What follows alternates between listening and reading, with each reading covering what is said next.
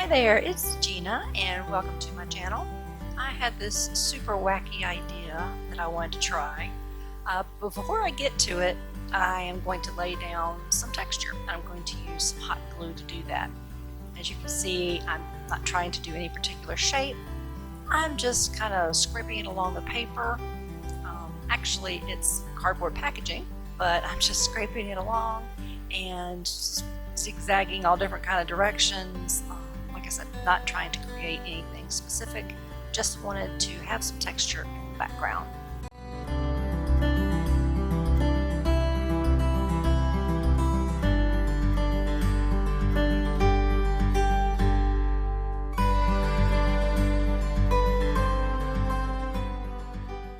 Alright, so I've got my texture, and so now I'm going to just try to give it just a second to dry and get hard. It doesn't take very long for hot glue to get firm enough to use it or to apply something over it. Just a few waves of the paper. And I'm sorry, I'm looking at it and it looks like completely blank from here. So fortunately I do give really close-up pictures at the end and you'll be able to see it better. But anyway, here's my wacky idea. I'm using the Magicals, which is from Lindy's Stamp Game. And I also have this floating medium from FolkArt, and it's generally used with acrylic paint. But I wonder what happens if you mix the pigment from the Magicals into this floating medium, and I make kind of a paint. So that's my wacky idea. As you can see, I'm using just a very little bit. These things are really powerful. It doesn't take much, no matter what you're doing. It's so heavily pigmented that you really just need a tiny little bit. So here you can see, it's a little hard to see because I started with yellow, but it's going on, and it did take the pigment.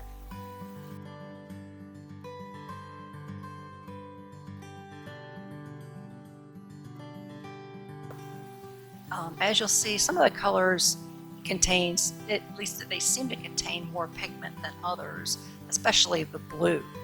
You'll see I use about the same amount of the blue, but you can like really see it. So I'm gonna move on to the green. It's funny, they both look yellow when you open them, but this one actually is green. And there it pops, you can see it. There you go. So I don't know why I thought of this. I think I was kind of cleaning up and I came across this floating medium, and I just had this wacky thought. I thought, well, hey, what happens if I mix something other than acrylics in with this medium? What can I do with it? And so these Magicals are what popped in my head. Since they are like powder form, it didn't come in a stick, you know, like any of the gelatos or any kind of other crayon that I have. So I thought that would be a good test. And as you can see, the red kind of came up, popped up pretty good.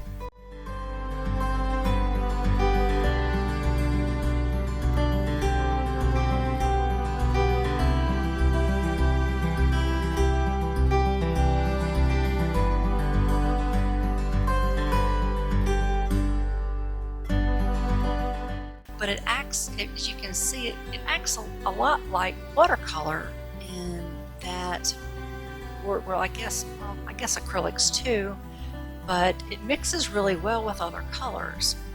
So as the red mixes, you know, with the yellow, there's touches of orange, and so I don't know. I just thought this was really cool. I have no idea why I thought about it. See, yeah, look at the blue. I used just a tiny bit of blue, but it really came out pretty intense compared to the other colors.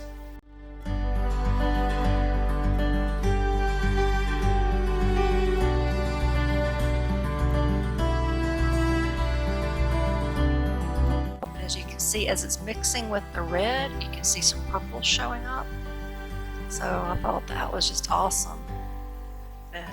It allows them to blend really well, and you can just use a paintbrush and paint it on like paint. You know, usually I kind of sprinkle it down and you spritz it with water and it just pops, which is just really, really fun to do anyway. It's like magic. Thus it's called Magicals. But if you wanted to use, to be more specific about where you put it, you can mix it with this floating medium and, maybe take a paintbrush and use it to paint.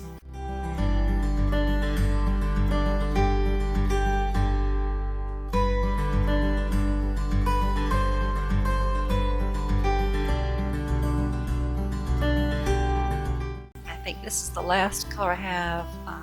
It's more of an orange. And on this, it mixes in and get a brown. You mix everything together and you tend to get muck. And on this one, it certainly is bringing out kind of a mucky, kind of a brown color, which, whatever. I was just trying to test it and see what happens.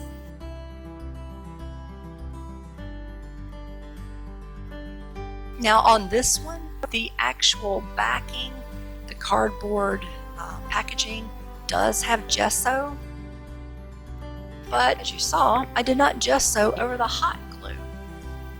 Of course, as most anything, especially since it's so diluted in this floating medium, it didn't stick a whole lot to the hot glue. But there you can see a better shot of it, what I ended up with. And I don't know why that's just so super bright. Sorry about that. I don't know.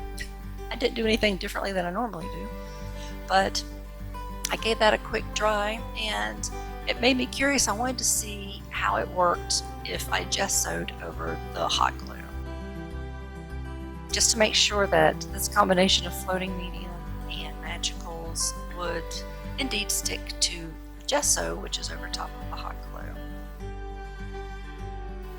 So I'm starting out just like I did the other. Again, no specific pattern.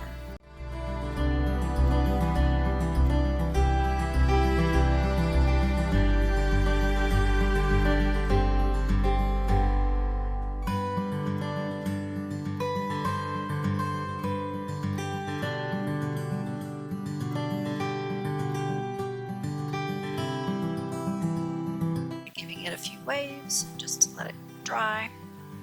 As you can see, when I brought it up and was waving it, you can kind of see what kind of texture I ended up with.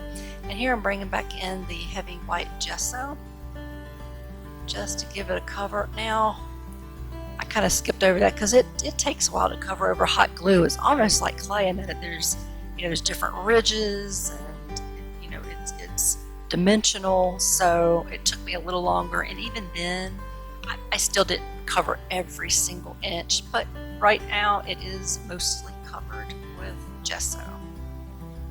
So I'm putting my dots back out of the floating medium and I'm going to mix in my magicals.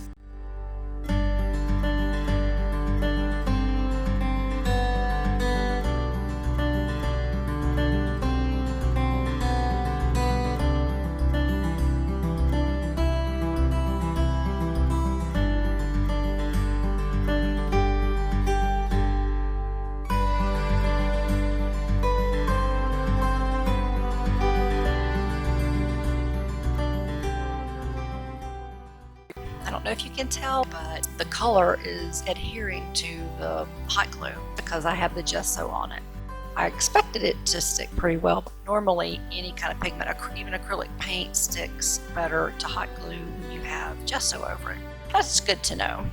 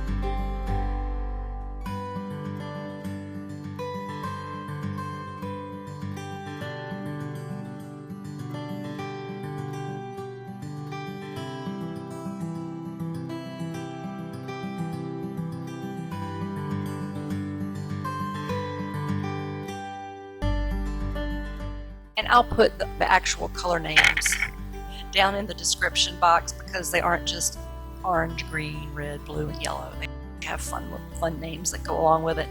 And I'll put all of that information in the description box below, so make sure to check that out. Also, if you've not subscribed to my channel, click that subscribe button and you'll be able to see fun tutorials and just me trying wacky ideas, which is really what the Early AM art series is all about.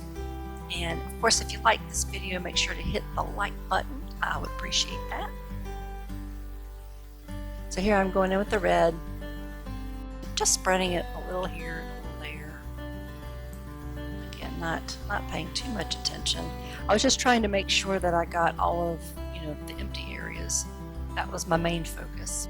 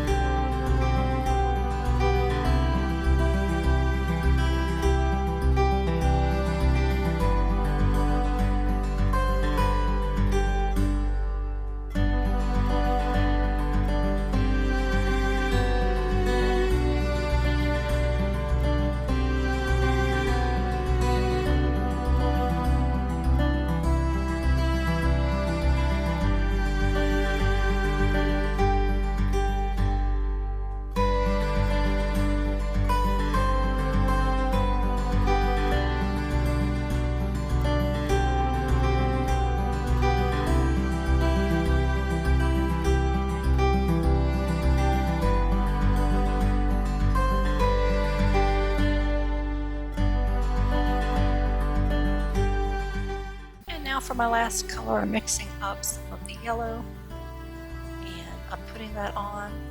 And I don't know if I'm not sure why, but this time I really did not get the mucky brown. So to be honest, I just don't know why. I feel like I was kind of putting it all over the way I did the other. I wasn't really paying attention. Again, my main focus on this one and on the last example was just to make sure the board was covered. I'm not trying to avoid any other colors. I don't know if I don't know. Maybe I don't know if it dried faster. I can't figure it out, but it's strange. I just did not get the brown color from the mixture of all these colors like I did on the other. I can't even tell you why. If you know, then by all means leave me the answer in the comment section, because I really don't know why that worked that way. When I took a look at it, I felt like the blue had kind of disappeared, so I wanted to add just a little bit. I don't know why, I just did. Who knows why we do these things? We just kind of go with the flow and what feels right to us at the time. And at the time, I wanted to hit the blue a little harder. So I gave this a quick dry. There you go. As you can see, there's just not any muck. You can also see that the color adhered better as well. The picture's coming up in just a second. You can really see very well how the color did not adhere on the first one with no gesso, and it does on the second one. That's the one with the muck. And here is the one with no muck for whatever strange reason. That's it. I hope you guys enjoyed it. Have a fantastic day and happy crafting. Bye.